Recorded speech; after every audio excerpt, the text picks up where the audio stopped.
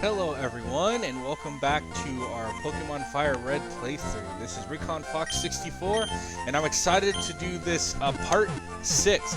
So last time we did part 5, we beat our first gym, we beat Brock, and then we went through route, I don't remember the route name, but we went through the route right before Mount Moon, and then boom, we're here. And so, going to our PC, you'll see that we caught a few Pokemon, they're all been leveled up, we're replacing Bumblebee, Butterfree with some other Pokemon, and I decided against Nidoran. I think I'm going to be doing Geodude, I'm not quite sure, but we got Magikarp, level 16. I was leveling him up because I don't think it'd be interesting watching me switch train a Magikarp, so I hope that isn't like ugh to you guys, but that's just how I don't like doing that kind of thing. So now we're gonna head to Mount Moon. I do like the soundtrack of this cave, I'll be honest. It's kind of creepy, and it gets in the remakes they do something similar, but like, yeah, to me it's like, oh, suspicious men are in the cave. What about you? So yeah, we talked to that one guy who's like, well, Team Rocket. So we're gonna fight Bugcatcher Kent. And Pikachu should go through this because Ball Electric's not super effective, or not very. And we still have Stab, and we're 3 levels ahead. But yeah, so I had the idea to catch a Magnemite for our fight with Misty. However, I kind of noticed that Magnemite can't be gained until you get Surf. Which I was basically going off the premise of Pokemon Let's Go, which cracks me up. So when we play Let's Go, don't be shocked if I'm like running around constantly trying to find a Magnemite. I'm excited to play this. So I didn't really get many gen recommendations, which are gen recommendations. I didn't really get like a lot of like gen favorites, which is okay. But if you do, please feel free to drop it in the previous video or even this one. But so I wanted to kind of expand on why I like Gen 3 so much. And so like one of the things I really love about Gen 3 is like all these starters, in my opinion, are just great. I've played through the game, and normally when I replay a Pokemon game, I always pick the fire type starter. Every time I pick the fire type starter because the other 2 aren't bad, but I'm just not like a big fan of them as such. So, but with Gen 3, I've played through it with Trico, I've played through it with Mudkip, I've played through it with Torchic. So I think the starters in that game are great. To be fair, I think starters from Gens 1 through 4 are the best starters, and then Gens 5 through onward, it's kind of debatable in my opinion, just because I'm not a big fan of like Gen 5, you'll see me use Tepig when we get there, but when we play Black or White 2, because I prefer Reshiram compared to Zekrom, you will not see me like use Tepig just because I'm not a fan. Anyways, back on Gen 3, so I think the starters, just in general, out of every starter from Gen 1 through 4, they are the best starters. I also like the fact that this one introduces the fact that you're like the kid of a gym leader, which I thought was cool when I was young, and I think it's cool today because it makes sense. Like, I know you're in this world where trainers are overhyped and all that, and so you really want to be a trainer, and that's just like the normal thing. But to me, like, the fact that you're like, oh, my dad is the 5th gym leader of the Hoenn region, and we moved to this region to be closer to dad, that makes sense why you would want to be a trainer, because it's like, my dad's a trainer, he's one of the best trainers because he's the 5th gym leader, I'm going to do it too. So, I enjoy that. Okay, so we're going to go through this, and then plus, I like all the villainous teams in every franchise. I don't really have an issue with. Even Team Flare, who I thought was like, they weren't like the most, oh, hang on. What? Don't sneak up on me. Even though I think Team Flare is not like the greatest villainous team, I thought they were fun. I even liked their theme, and I thought the twist of who their main villain is, and if you've never played, I won't tell, was a very good like twist at the time because not a lot of twists like that were done. So yeah, so like I think, but in my opinion, Team Magma and Aqua are like the best villainous teams, and we one-shot the freaking Magnemite because yep, stab and super effective typing were at its work. So like it just destroys. I think we should even destroy it. Nope, almost didn't. But anyway, so I think Team Magma and Aqua are some of the greatest villainous teams. I love Archie and Maxie because like they're like the motivations, they really just wanted to help the Earth. Like even at the end, they're just like, okay, we messed up. Yeah, we know that we shouldn't have done this, and it was stupid to go about this, but in reality, we really just wanted to help the Earth and Pokemon. And so like to me, that was the first twist of, oh, the villainous team isn't really like, they're villainous. You need to go through the cave to get to Slithering City. Yes, you do. Even, yeah, they're villainous, but like they had good intentions, which I like. Yeah, we have a lot of villains who don't have good intentions in video games and world in our fictional worlds, and they're just evil. And I have no issue with that. But when the villainous team really is just people who have the best intentions, and they go about it in the wrong way, and they do the whole the ends justify the means kind of thing, I find it interesting because it lets you connect to them because you're like, oh, this is not right, but I can understand their point of view. Like, example, a villain to me, like, I very much understand, like, you can understand the point of view is like Venom compared to like Joker. Is like Venom, okay, he got fired because he got the wrong guy, and then Spider-Man gets him. Understandable that when he gets Venom, Eddie Brock just wants to beat Spider-Man up, and in extension, Peter Parker, because Peter Parker thinks his thing. Understandable motivations compared to Joker, who's just like, I want to use chaos, which love Joker, but like it's hard to connect to that motivation of everything is just chaos, and I like to do chaos in my game. And so that's why I think Team Magma and Aqua are the best villainous team. It's just you really connect. And even with the new ones, there's some interesting ones like Team Yell, Team Skull, even Team Star. I like all of them, but to be fair, the only team I think matches Team Magma and Aqua, in my opinion, is Team Star, the newest one, because once again, a team who, when we get to it, you'll see, a team who has an understandable reason to do what they're doing, and they felt they had no other choice, so they're a villain. So that, to me, is like, just like the epitome of villains, in my opinion. And then, yeah, I probably talked about it last time, I also like it because, I'll be honest, I like the game, saw the comment, too much water, 8.8 out of 10, and I was like, I'm gonna like this game just because you said that, you know, to me, because it was like, okay, that's like the dumbest reason that a game should get docked points because it has too much water. Like Mario has water levels. Wouldn't that be considered a lot of water? There's like at times 4 or 5 levels that consist only of water in Mario. So shouldn't that be too much water? And so, I just liked it because as the kid, I was like, oh yeah, I messed up here. Oh crap. Yes. That was a misclick. I got into talking, and so, yeah, so, ground types aren't affected by electricity, which makes perfect sense because, okay, we're getting really close. Pikachu, come on. Sorry, you guys, we're going back and forth. Okay, Pikachu, hit it. I healed you. I'm not trying to be rude, but just freaking please stop missing. I know you've got hit 2 accuracy. Go on. Thank you. And because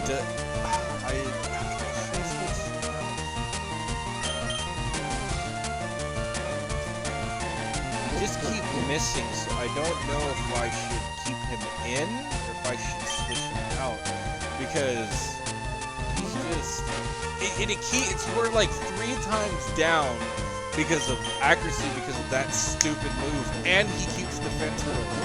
So yeah, we're gonna switch because I need a special attacker. Oh,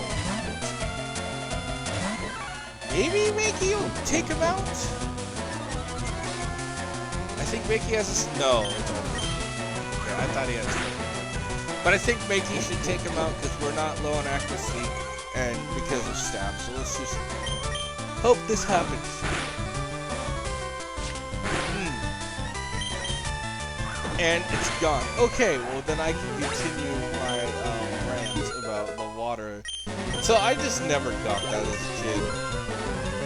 Also, because this is one of the reasons why my second favorite generation is Gen 5 is that, yeah, you don't need Fury Swipes, so thank you. The reason that Gen 5 is this is the reason why I love Gen 5 is my second favorite gen. So Gen 3 introduces one of my favorite battle types, and that's double battles. I think double battling is Gen 3. Gen 3 introduces double battles, which like it has the first double battle gym leaders, and I just love that like type of battling. I think it's fun. I think it's like it's understandable to like double battle, because in the world of Pokemon they're gonna want to like single battles are fun, but they're gonna want to switch it up every once in a while. So I just love double battles, and it's kind of reason why I love Gen 5 as my second favorite, even though I don't like the starters, is that triple battles exist. And while more complicated than double battles, it was a fun kind of idea they played with, and I really enjoyed it. Any other things why I love Gen 3? I'm trying to think. I like all the legendaries, which I'd say I prefer them over most other legendary trios. Rayquaza's the best, or Quasar, depending on how you say them. Groudon, I love Groudon, and Kyogre, you know, like freaking Earth, Wind, Land, and Earth, Land, and Earth, Water, and Air. We just need a fire to do like a whole avatar thing for that, but love that. And then the I call them minor legendaries because they're not like the big 3, but like the minor legendaries are cool too, because you have Deoxys, Jirachi, Latios, and Latias, and all 4 of those. Am I missing one? No. All 4 of those are just interesting to me because Latios and Latias, you get to choose who you want depending on your choice at the end of the game. Jirachi is cool because it starts getting into the idea that we have space Pokemon. And then,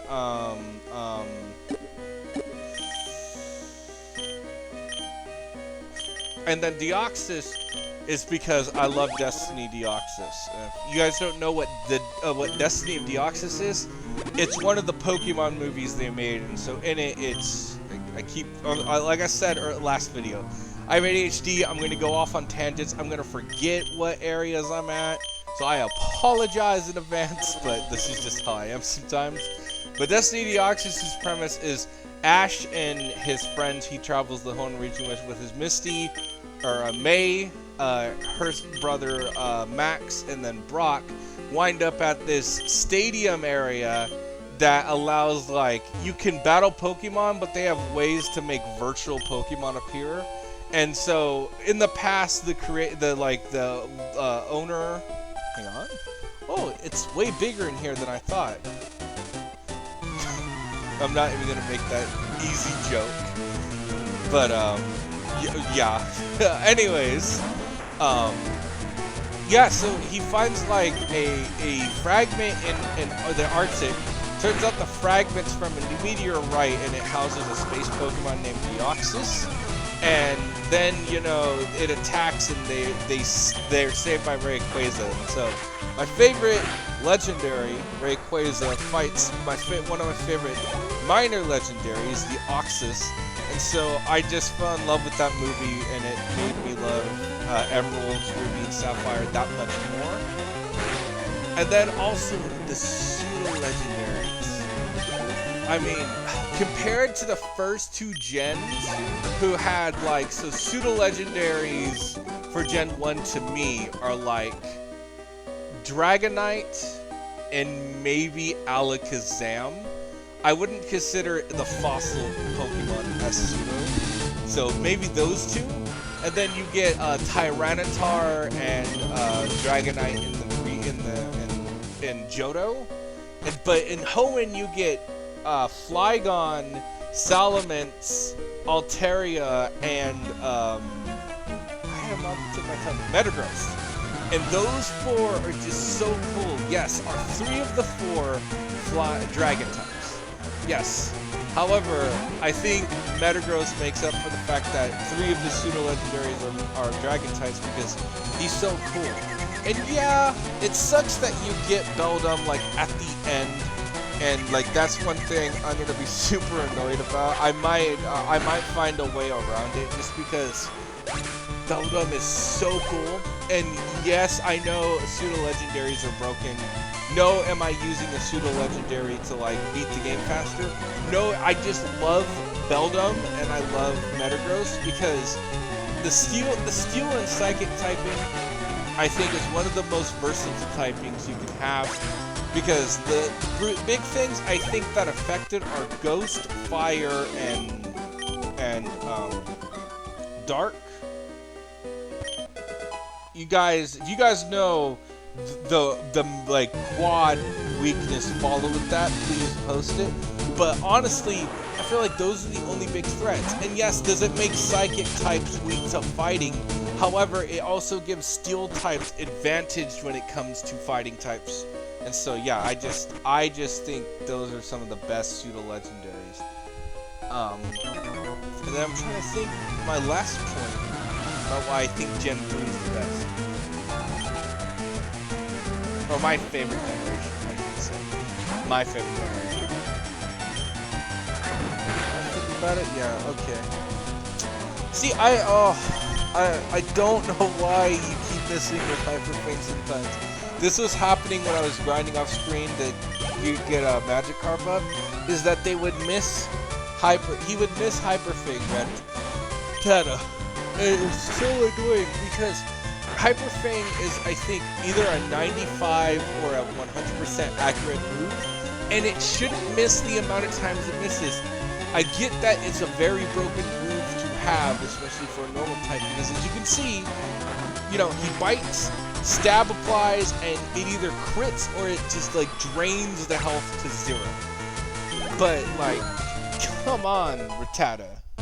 I'm like using you, and I've never thought to ever use you because I was under the assumption that you, like, no, Rattata is a bad mon to use.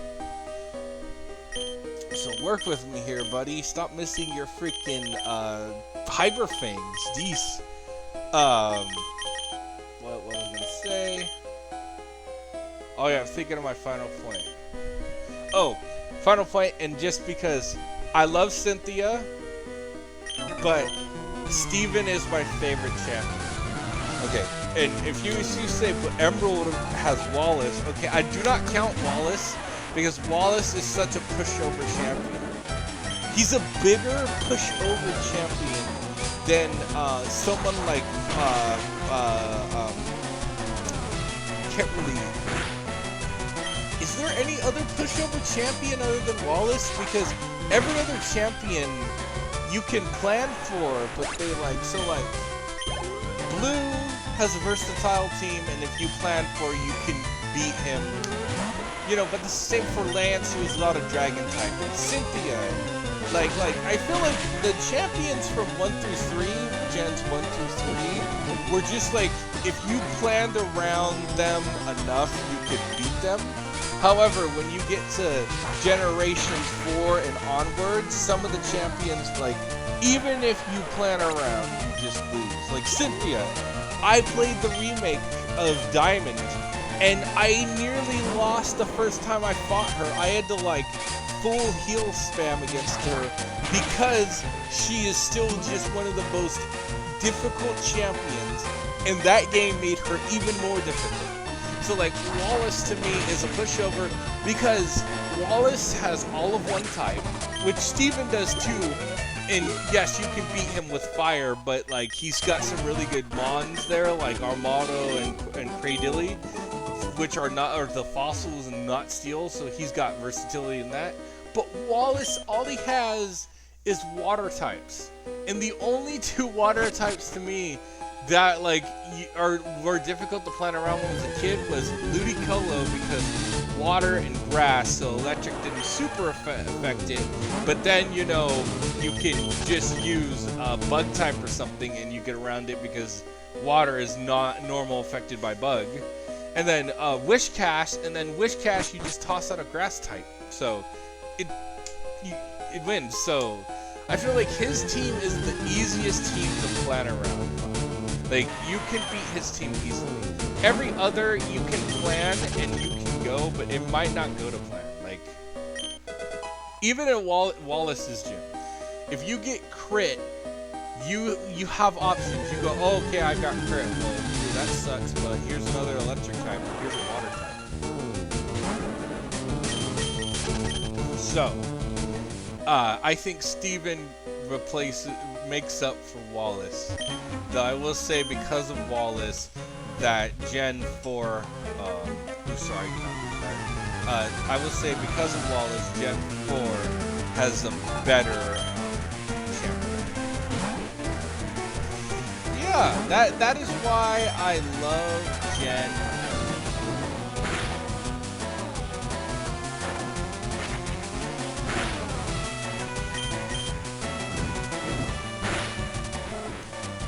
Yeah, so now we're just gonna kind of, I'm gonna try to talk through this, but this part, unless I'm reading and talking about things, it gets boring because most of it is you're just fighting Rocket. And so yeah, a lot of the first first 3 gen games are just Pokemon fights, and those don't bore me. But like this one kind of bores me because it's just back-to-back Rocket Run fighting. It's not as bad as what we're going to encounter in Johto. Not by the long shot. The Johto version, oh. Guys, there's going to be a time, if you've never played that, where I'm just going to probably either be so like, just zoned out because all I'm doing is fighting Team Rocket, or I'm just going to be like, yeah, I'm sorry, I'm not talking, but this is just the most boring part of the game.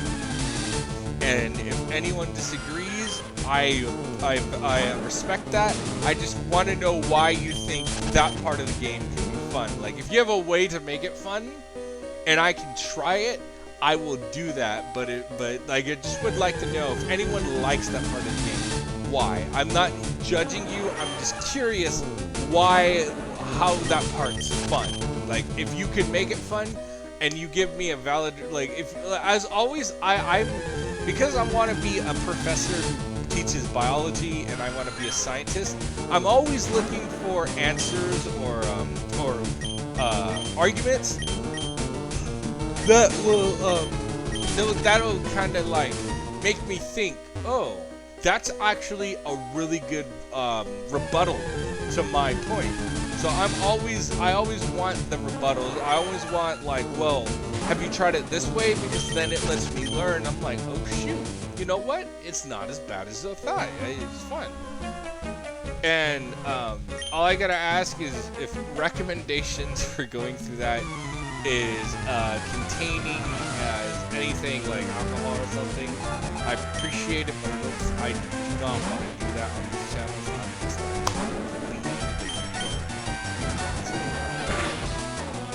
but yeah, and so, but if you're like, oh well, I did this and it worked for me,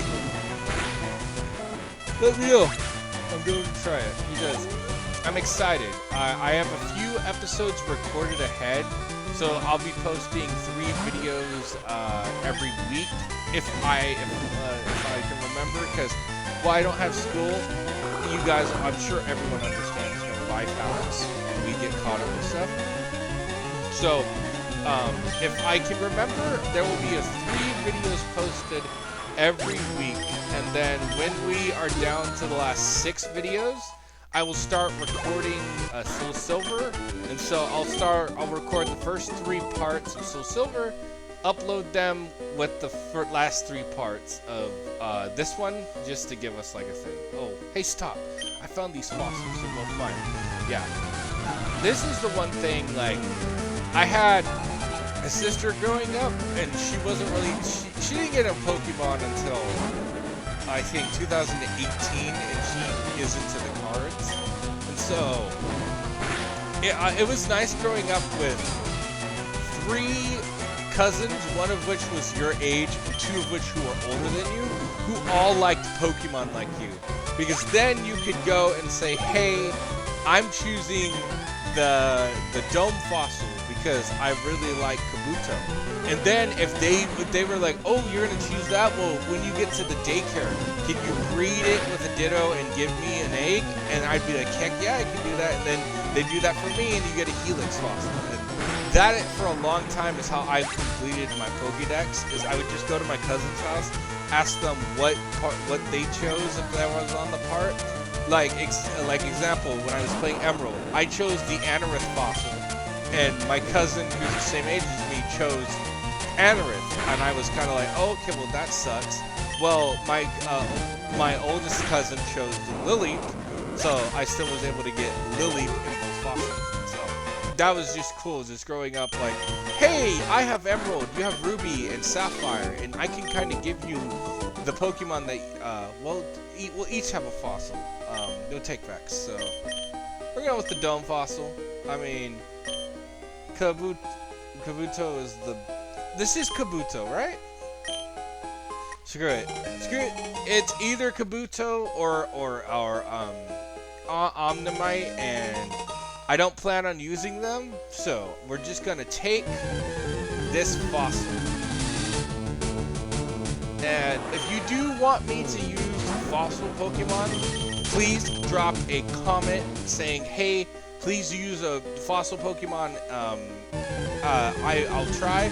I don't know if I'll be doing it for this playthrough because I have a team plan already. But if you want to see it in our next playthrough during Soul Silver, please drop it, because if I can find a point to get a fossil Pokemon that's early enough that I'm not going to be like playing catch up, I will use it, because I have nothing against the fossil Pokemon. And if we can't do it for Soul Silver, we'll do it for Emerald.